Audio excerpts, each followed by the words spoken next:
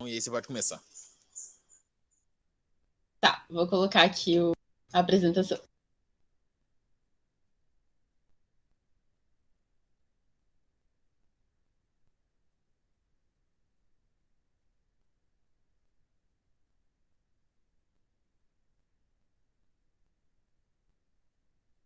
Tá aparecendo certinho, né?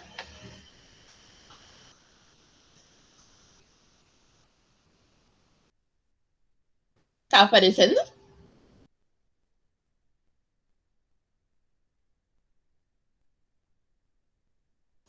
Tá, então, gente, para essa aula eu fiz uma revisão de vários assuntos que a gente viu durante as aulas e também escolhi as 5 questões do Enem de 2019, que na minha opinião foi o Enem mais difícil, com questões bem densas de textos, que a gente vai resolver no fim da aula, então. Então, agora eu quero iniciar com a gente falando sobre os conectores.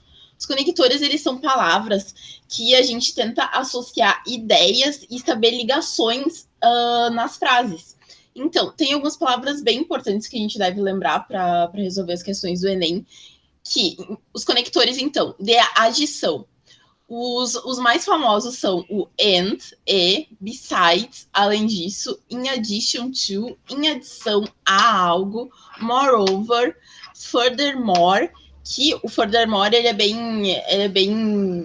parece difícil, mas ele tem o mesmo significado do besides, além disso, as well, e também. Então, besides English, he can speak French. Além do inglês, ele também fala francês. The house is beautiful, a casa é linda. Furthermore, além disso, it's in great location. E além disso, ela está numa ótima localização. Então, esses conectores, eles servem para a gente fazer associação de ideias nas frases. E, às vezes, são palavras que não são tão famosas, que a gente pode... vocês podem se confundir, assim, no Enem. Mas elas são de grande importância. Agora tem outro aqui de contraste, os conectores de contraste. But, mas, although, apesar, even though, apesar de, however, entretanto, nevertheless, no entanto e despite, apesar de. Então, aqui uma frase para a gente entender mais ou menos. He decided to go, ele decidiu ir, although, apesar, I asked him not to, apesar de eu ter pedido para ele não ir. Outra frase aqui. She was very tired. Ela estava muito cansada. Nevertheless, no entanto, she kept on working. No entanto, ela continuou trabalhando. Então, agora o terceiro conector que pra gente relembrar é o de causa, que é o as, since, because, porque, due to, que também tem todos os significados de porquê. Então, vamos lá. Since I didn't finish, apesar de I didn't finish, apesar de eu não ter terminado o trabalho, I had to work overtime. Eu tive que trabalhar além do prazo, digamos assim. Polar bears are dying. Então, os ursos polares estão morrendo porque of global warming, por causa do aquecimento global. O outro aqui é o quarto conector de consequência. So, thus, therefore, then, as result, como resultado, hence, consequently, em consequência. Então, vamos ver uma frase. Her daughter, a filha dela, was sick. Estava doente. So, então, she couldn't go to work. Então, ela não pôde ir ao trabalho.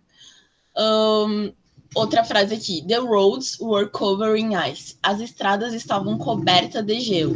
Hence, it was not safe to drive. Então, não era seguro dirigir, viajar naquela estrada. Então, os 4 aqui que a gente relembrou: adição, contraste, causa e consequência.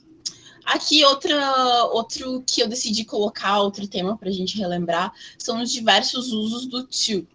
Que o to a gente pode usar como preposição, como indicador, ou, nos dois casos, numa frase, como indicador e preposição. Aqui um exemplo. I'm moving to another city. Eu estou me mudando para outra cidade.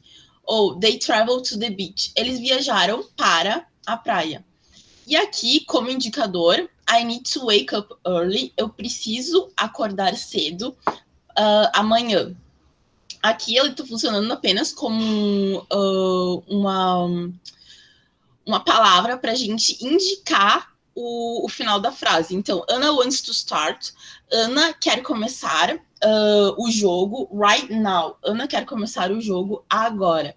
We have to help them. Nós precisamos ajudar eles. Na tradução, ele não aparece, então é um indicador meio confuso da gente entender nas frases, mas a gente precisa só entender que ele está ali para indicar algo, o sentido do verbo na frase. Então, vamos lá. Almost in both cases, Dad wants to talk to us. O nosso pai quer falar com a gente. They want to go. Eles querem ir to the mall. Eles querem ir para o shopping. I had to sell the car. Eu tive que vender o carro to my cousin, para o meu primo. Então, aqui no início da frase, a gente pode ver que esses aqui estão como indicadores, e no final, eles estão como preposição. Então, o non-verb, outro aqui que eu trouxe para a gente revisar, que são os verbos que eles servem de substantivo nas frases, que é muito encontrado também nos textos do Enem.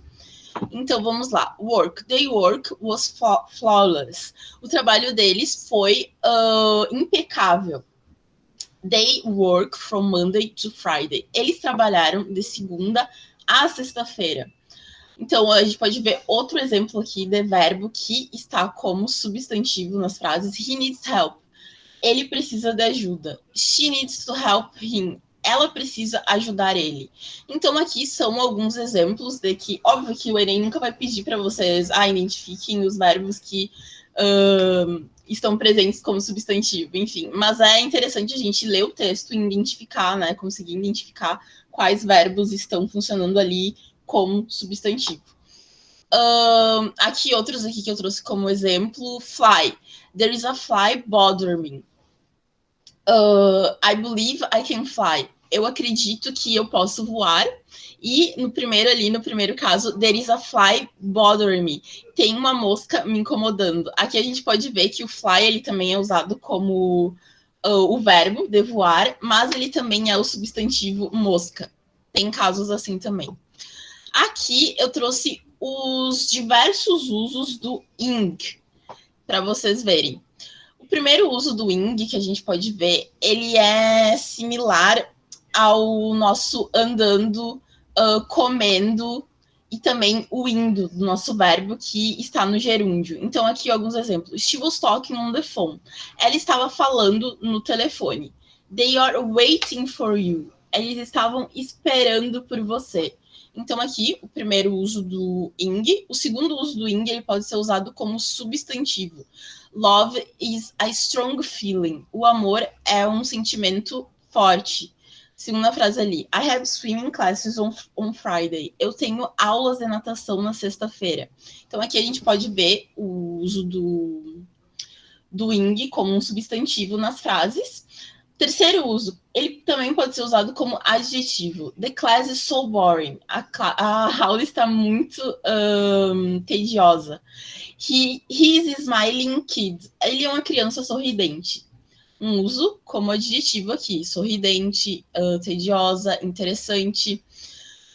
Ele também pode ser usado no início das frases, como washing your hands is an important measure to avoid diseases. Lavar as mãos é uma importante medida para nós evitarmos doenças. Então, aqui o ing, no início das frases, sing is one of my hobbies. Cantar é algum dos meus hobbies. Então, aqui, alguns usos do ing, para a gente lembrar, para resolver as questões, para quando a gente lê os textos. E aqui eu trouxe o uso dos sinônimos também para a gente relembrar, que eles podem estar associados aos conectores, que foi o que a gente acabou de revisar ali no início, que são aquelas palavras que dão a relação de associar ideias nos textos. Então, aqui, os sinônimos. She went to the park, ela foi ao parque, a praça. However, entretanto, it started to rain. Entretanto, começou a chover. Então, o however, ele pode ter como sinônimo o although, o but ou o despite. She went to the park, mas começou a chover. She went to the park despite it started to rain.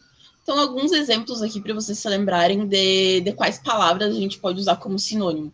She was very tired. Ela estava muito cansada. Therefore, então, she went to bed early. E o therefore aqui a gente pode substituir por o so. She was very tired. Ela estava muito cansada. So, então, she went to bed early. Então, ela foi para a cama mais cedo. Então, alguns exemplos aqui de sinônimos de conectores. E agora aqui alguns sinônimos de pronomes que para a gente revisar um pouco.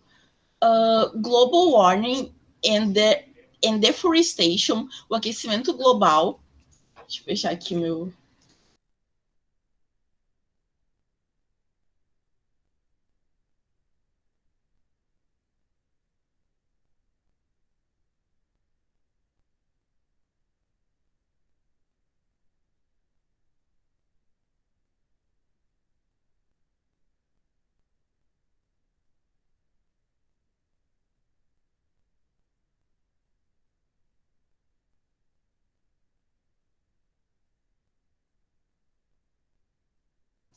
Putz, acabei caindo.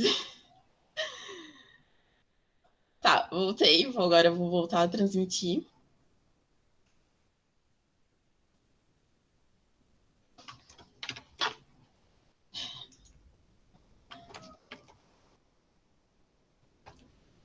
Tá aparecendo certinho. Tá, foi. Agora a gente estava falando sobre os sinônimos e alguns... vamos ver agora os pronomes, os sinônimos de alguns pronomes. Então, global warming, o aquecimento global, and deforestation, e a deflorestação are increasing, estão aumentando. We should care about these issues. A gente deveria se importar com esses problemas. Então, sinônimo de global warming, deforestation, a gente pode usar também. E my friends took a trip to New Zealand. Os meus amigos fizeram a viagem para a Nova Zelândia. They enjoyed a lot. Eles gostaram muito. O it aqui, ele está se referindo a trip aqui no início da frase. Então, é um pronome que ele está servindo como sinônimo na frase para se referir ao início ali da conexão da frase. Meus amigos, eles foram fazer uma viagem para Nova Zelândia e they enjoy it. E eles aproveitaram, e o it relacionado à viagem. With keywords, com palavras-chave, os sinônimos. The company created a new product. A companhia criou um produto novo. O created aqui, ele está relacionado a made, invented in designed, que pode também ser usado como sinônimo. Então, the company made, fez um produto novo. Ou the company invented a new product. A companhia criou um produto novo. Outro sinônimo aqui com palavras-chave. This is a very difficult situation. Essa é uma situação muito difícil. O difficult a gente pode substituir por hard, complicated ou serious. This is a very complicated situation. Essa é uma situação muito complicada. Então, aqui com palavras-chave, o uso do sinônimo ele pode ser bem amplo. Com os pronomes já é um pouco mais confuso, que aqui a gente pode ver que no primeiro aqui, o global warming e o deforestation, eles são falados novamente na segunda parte da segunda frase, no this. O this está relacionado ao global warming e o deforestation. E aqui o it está se relacionando lá na primeira frase com o trip. Então, o sinônimo das palavras com pronomes, ele é um pouquinho mais difícil da gente entender, mas vamos lá, então. Aqui eu trouxe alguns slangs. Slang words são gírias do inglês que tá aparecendo com mais frequência no Enem. Então, vamos lá. That movie was awesome. Esse filme foi incrível. O awesome pode ser traduzido como incrível ou ótimo também. Ele pode ser uma tradução. Vamos lá. Chocolate cake. Bolo de chocolate. Yummy. Que a gente usa também essa palavra, pelo menos eu uso essa palavra em português, que, por exemplo, quer dizer gostoso, que a pessoa gosta de bolo de chocolate. E aqui na terceira frase, it sucks when we don't have anything to do. É uma droga quando a gente não tem nada para fazer. O sucks pode ser usado como isso, como droga, Tipo, generalizando assim, sucks é algo ruim. Uma gíria para algo ruim.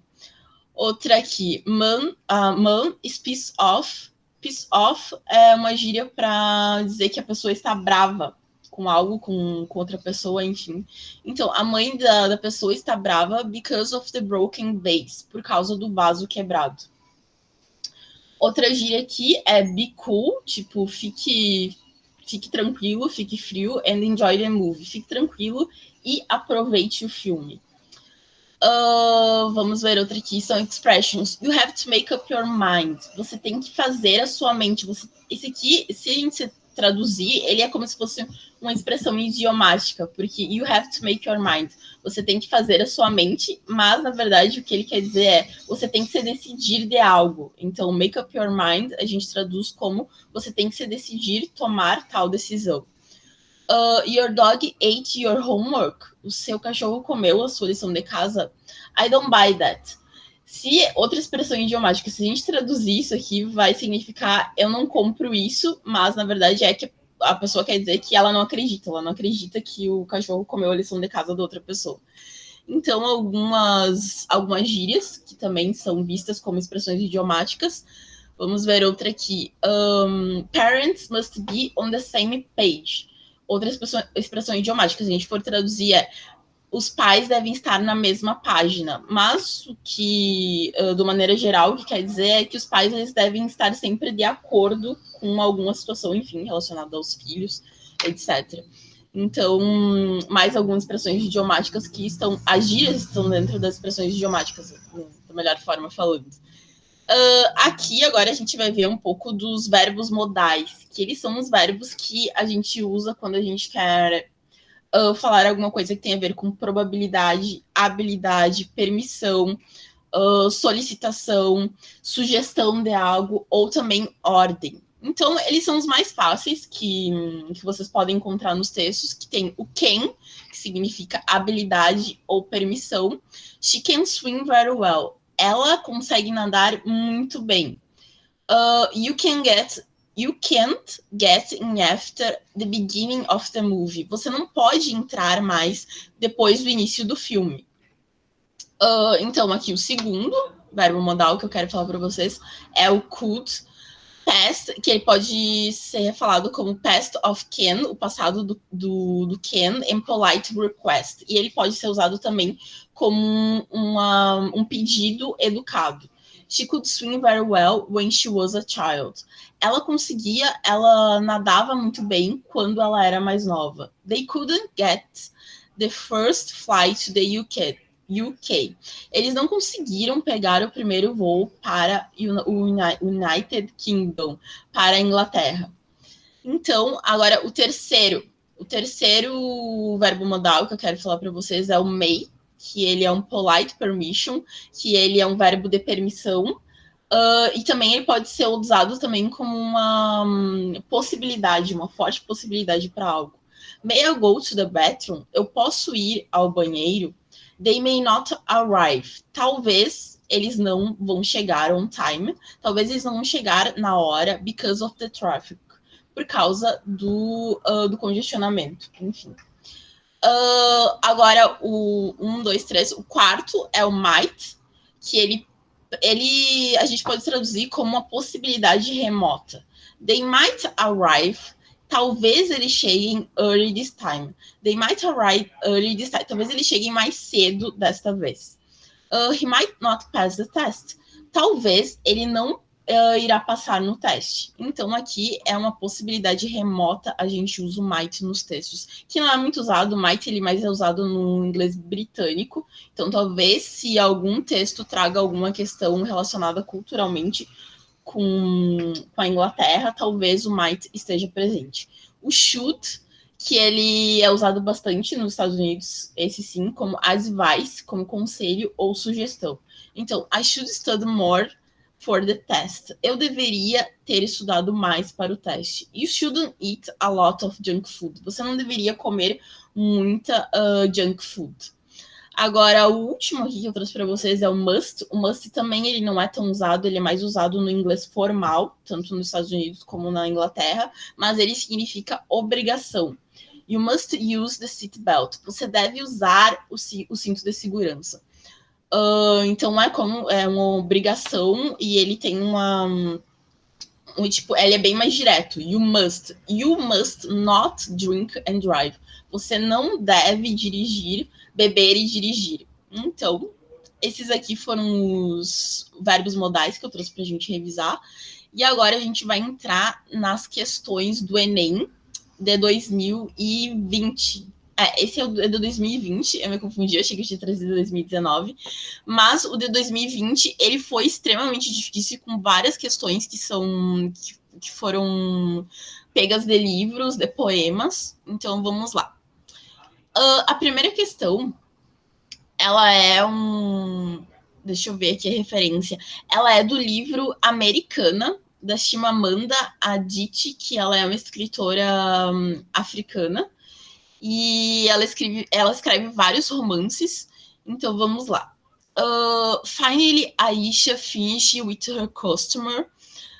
Finalmente, Aisha terminou com seu cliente e perguntou que cor Ifemelilu, que é o nome da personagem, queria para suas mechas de cabelo. Então, finally, Aisha finished with her customer and asked what color Ifemelilu wanted for her attachments. Attachments for her hair attachments, para suas mechas de cabelo. Então, attachments está escrito como mechas de cabelo.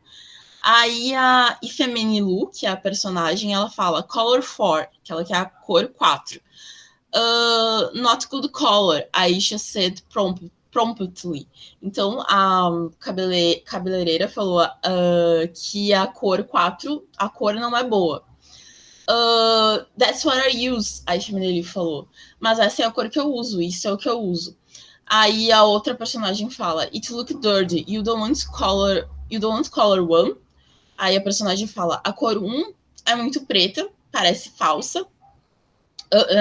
Peraí que eu li a frase seguinte. Primeiro, a personagem, a cabeleireira, ela fala, parece sujo, você não quer a cor 1? Aí a Ifemenilu fala, color 1 is too black. A cor 1 é muito preta, it looks false. É por isso que ela não quer, porque parece falsa a cor, disse a Ifemenilu. Losing up her head wrap. Afrouxando seu turbante. Aí a Ifemenilu fala, sometimes I use color 2, but color 4 is closest to my natural color. Então ela fala, às vezes eu uso a cor 2, mas a cor 4 é a mais próxima da minha cor natural. Aí, na outra frase aqui, touched Ifemenilu's hair, a cabeleireira tocou o cabelo da Ifemenilu. Why you don't have a relaxer? Aí ela acaba perguntando, por que você não faz um relaxamento? Que significa deixar o cabelo liso, eu acho, enfim. Aí a Ifemenilu fala, I like my hair the way God made it. Eu gosto do meu cabelo do jeito que Deus o fez. Aí a cabeleireira fala, but how you comb it? Mas como você penteia? Hard comb. Ela faz uma afirmação difícil de pentear, olhando para o cabelo da Ifemenilu. Ifemenilu had brought her own comb. Mas a Ifemenilu, ela acabou levando o seu próprio pente. She gently combed her hair dense. Ela penteou suavemente seu cabelo denso e macio e firmemente enrolado. Softly and tightly coiled, que significa enrolado. Como a gente pode ver aqui, algumas palavras bem difíceis eles trouxeram nesse texto, como tightly, que enrolado, firmemente enrolado, tightly coiled, until it framed her head like a halo. Até que emoldurou a cabeça como um halo. Essa palavra é uma palavra em português, também foi traduzida como halo, que eu não sei exatamente qual é a tradução em português, o que é em português halo, mas enfim, não é importante para a mensagem do texto. Areola. Ok. Mas não é importante para a mensagem do texto. Mas enfim, aí a escritora ela continua falando, it's not hard to comb if you moisturize it properly, she said. Aí Ifemenilu acaba falando para a cabeleireira. Não é difícil pentear se você hidratar corretamente, disse ela. Sleeping into the coaxing tone of the proposalized proselytizer that she used whenever she was trying to convince other black women about the merits of wearing their hair natural. Então, disse ela, a Ifemenilu acabou falando isso, assumindo o tom persuasivo, que aqui a gente pode ver que foi traduzido, que a palavra coaxing tone.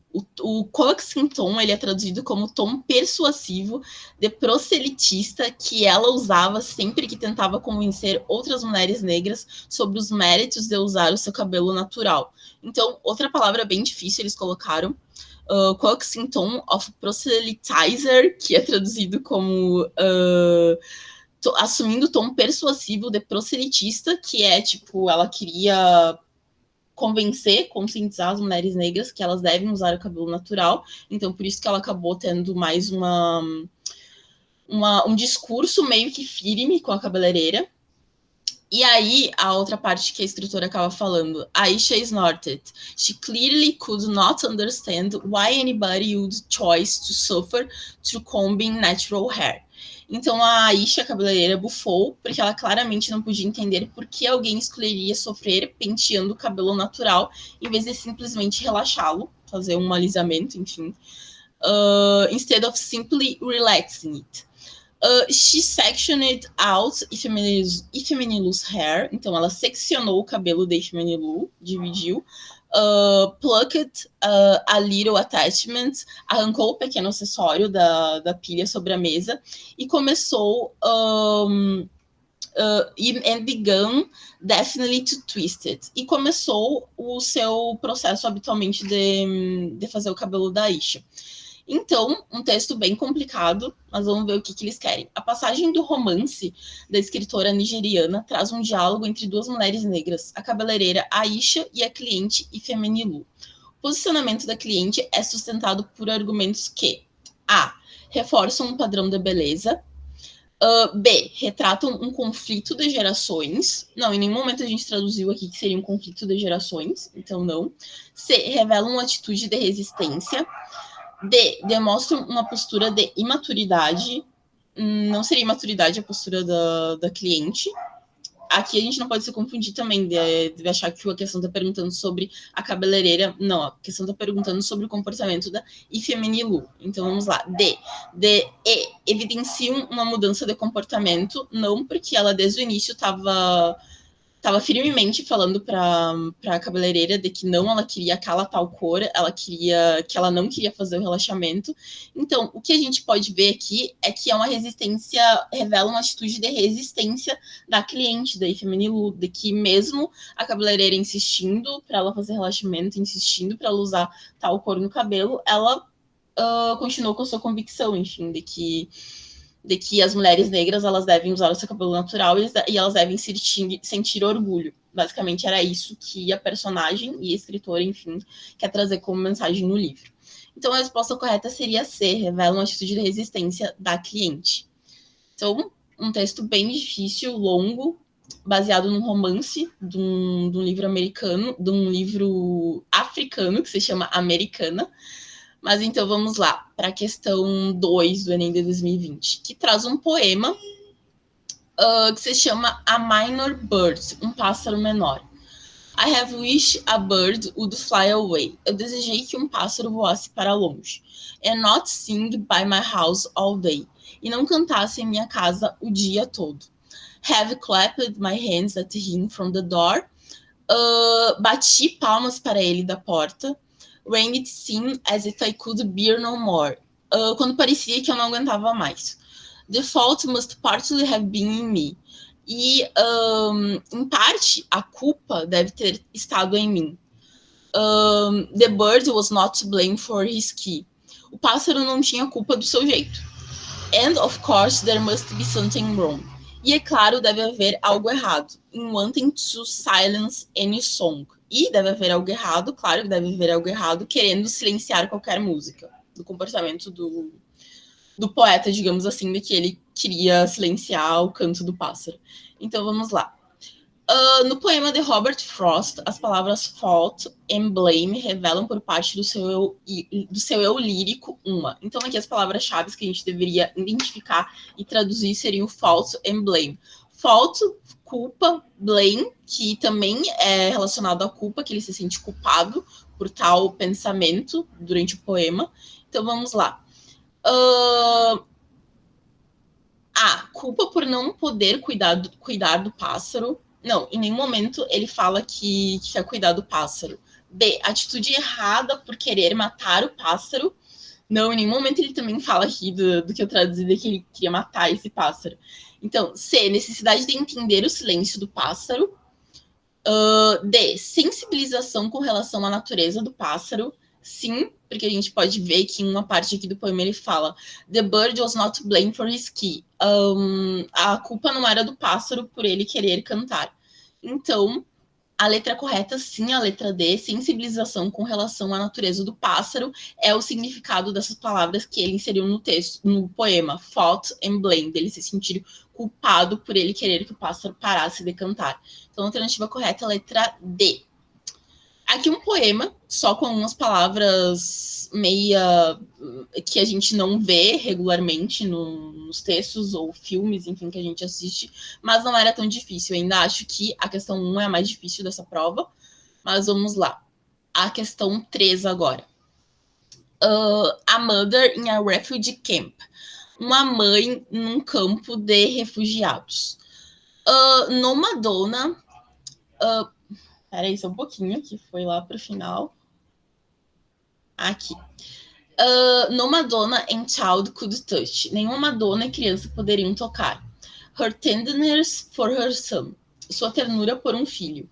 She soon would have to forget. Ela logo teria que esquecer. She soon... the air was heavy with odors of diarrhea. O ar estava pesado com odores de diarreia. Of unwashed children with washed out ribs, de crianças sujas com costelas desbotadas. And dry up bottoms wading in labor steps. E traseiros secos balançando em passos laboriosos. Behind blow empty bellies. Atrás de barrigas vazias, other mothers there. Outras mães lá, estavam lá. Had long ceased to care. Muito havia deixado de se importar. Então, had long ceased to care, but not this one. Mas não este. She held a ghost smile between her teeth. Ela segurou um sorriso fantasma entre os dentes. And in her eyes, the memory. E em seus olhos, a memória. Of a mother's pride. Do orgulho de uma mãe. She had baited him. Ela o havia banhado. And rubbed him down with bare palms. E esfregou a criança com as palmas das mãos nuas. She took from their bundle of possessions. Ela tirou do seu pacote de bens. A broken comb and combed. Tirou do seu pacote de bens um pente quebrado e penteou a criança. The rust-colored hair left on his skull. O cabelo cor da ferrugem deixado em seu crânio. And then, humming in her eyes, e então cantarolando em seus olhos, began carefully to part it. Começou cuidadosamente a separar o cabelo da criança.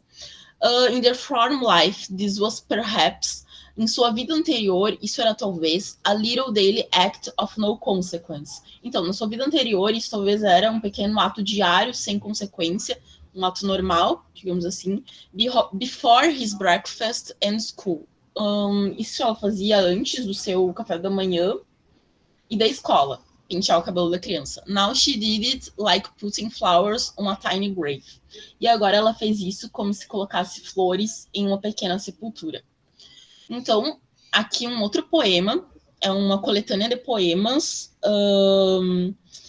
que foi publicada em 2004, de um escritor nigeriano. Aqui agora a gente vai porque a questão está pedindo. O escritor nigeriano Chinua Achebe traz uma reflexão sobre a situação dos refugiados em um cenário pós-guerra civil em seu país. Essa reflexão é construída no poema por meio da representação de uma mãe explorando. Então, vamos lá. Outro poema aqui, bem difícil. Os textos mais difíceis que eu acho no Enem, da parte de inglês, são os poemas, que trazem umas palavras que não são usadas regularmente, nem em livros, nem em séries e filmes, como eu falei. Mas vamos lá, vamos pegar a mensagem principal do texto e vamos tentar fazer a questão.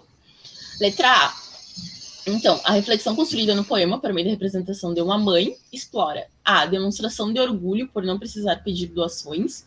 Não, em nenhum momento da parte que eu traduzi do poema ela fala sobre doações, de que ela tem vergonha em pedir ou alguma coisa assim. B. Descrições artísticas detalhadas de uma obra conhecida. Não, também o texto não fala sobre nenhuma obra. Fala sobre o dia a dia de uma mãe refugiada, então não tem a ver com obra artística. C. Aceitação de um diagnóstico da doença terminal do filho. Também não fala sobre doença nenhuma, porque o texto já fala a mother in a refugee camp, uma mãe em um campo de refugiados. D. Consternação ao visitar o túmulo do filho recém-falecido.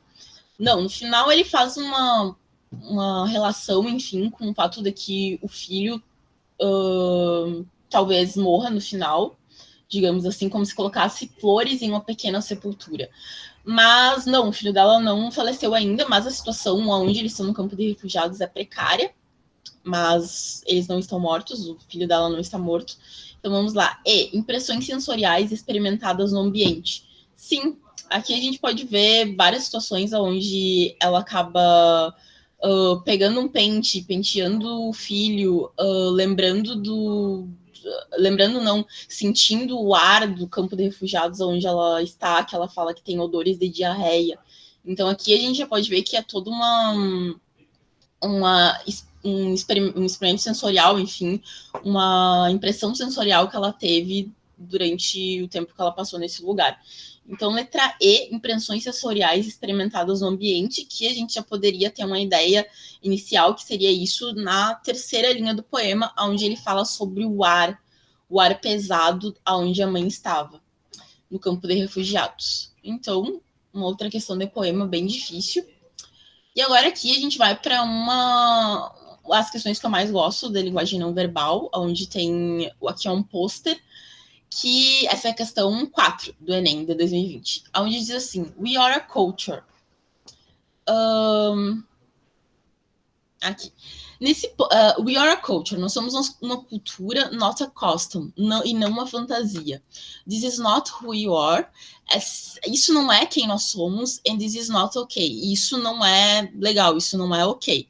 Então aqui tem uma pessoa, várias com descendências étnicas diferentes, e elas estão segurando umas fotos onde tem pessoas mostradas de modo bem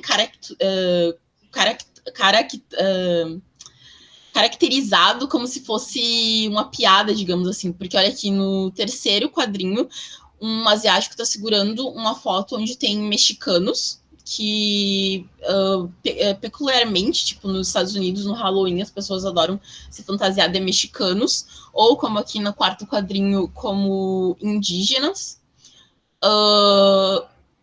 Aqui, como no segundo, aqui provavelmente é uma mulher vestida de maneira sensual, enfim, provavelmente é uma garota asiática, dessa maneira.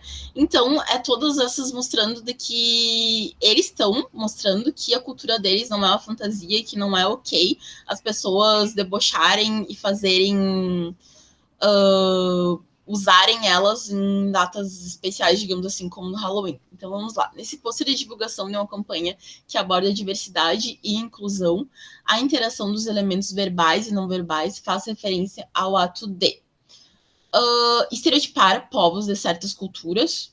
Sim, acho que a gente já pode ver. Aqui, acho que o mais que a gente poderia identificar de maneira rápida seria o terceiro quadrinho, onde tem mexicanos, que a gente sabe que é usado bastante com frequência como fantasia. Então, sim, eles acabam estereotipando demais diversas culturas, a modo de que acaba fazendo que algumas pessoas debochem de coisas sérias para eles, que é a cultura deles, que eles querem que seja respeitada.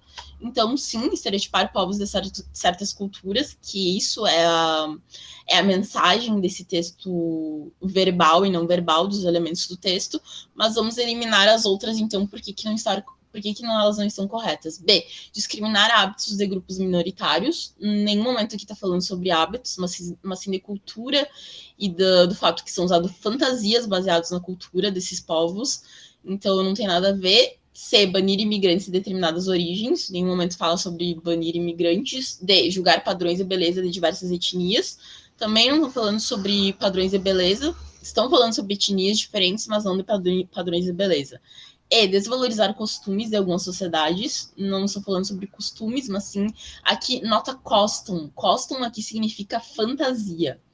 Que eles estão tentando trazer a conscientização de que eles são a cultura e não a fantasia. Então, por isso que a alternativa correta é a letra A. Estereotipar povos de certas culturas era a mensagem dessa imagem não verbal. Então, vamos lá para outra imagem não verbal, outro pôster aqui. Tá bem pequenininho, mas na verdade o que diz aqui na última aqui é um texto onde diz assim: é numa busca de procura do Google, onde diz Women shouldn't have rights, é a primeira coisa que aparece aqui, as mulheres não devem ter direitos. Women shouldn't work, as mulheres não deveriam trabalhar. Então, são várias coisas contra o posicionamento da mulher, do que ela deve fazer na nossa atualidade. E aqui no final diz assim: Women shouldn't suffer from discrimination anymore. As mulheres não devem sofrer de discriminação, não devem sofrer mais de discriminação. Essa é a mensagem no final aqui. Então vamos lá. Os recursos usados nesse pôster de divulgação de uma campanha levam o leitor a refletir sobre a necessidade de criticar o tipo de tratamento dado à mulher. Sim, porque a gente pode ver que não sei porquê, mas isso está aparecendo nas buscas do Google, que essa frase, women shouldn't have rights, as mulheres não deveriam ter direitos, enfim, não deveriam trabalhar.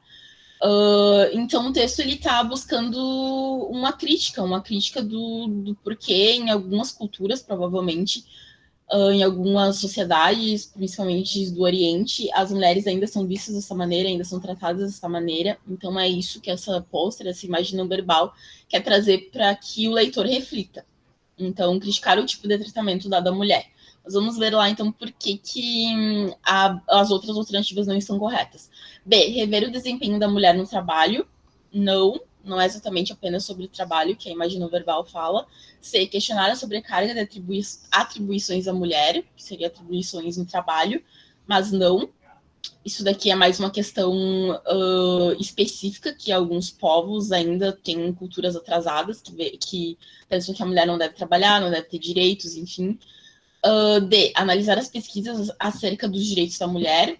Não é pesquisa, mas sim é o campo de pesquisa do Google, que está aparecendo essas frases, então não tem nada a ver. Censurar a mulher pelo uso de determinadas palavras, também nada a ver. Então, a alternativa correta seria, sim, criticar o tratamento dado à mulher, e é isso que o texto quer que a gente reflita. Então, seria isso a revisão que eu trouxe para vocês, e mais as 5 questões do último Enem, que foi o Enem mais difícil. E olha que eu fiz vários Enems desde 2011. Pode falar. Alguém levantou a mão? Alguém levantou a mão?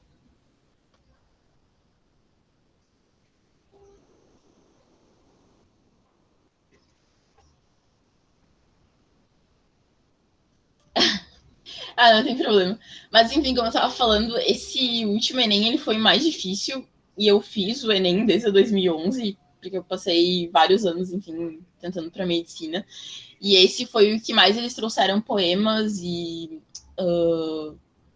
pedaços, trechos de livros que apresentavam palavras bem difíceis mesmo, e para a gente pegar a mensagem, as palavras-chave, a gente teria que sim ler todo o texto que eles estavam trazendo e tentar buscar ali as palavras-chave para conseguir fazer a tradução e responder as questões. Mas eu acredito que isso vai acontecer nos próximos Enems, vai ficar mais difícil ainda. Então, a parte gramatical é de extrema importância, continuarem estudando, mas eu acredito que vai dar tudo certo. E é isso, então, que eu queria trazer para vocês. Obrigada por assistirem a aula, e é isso.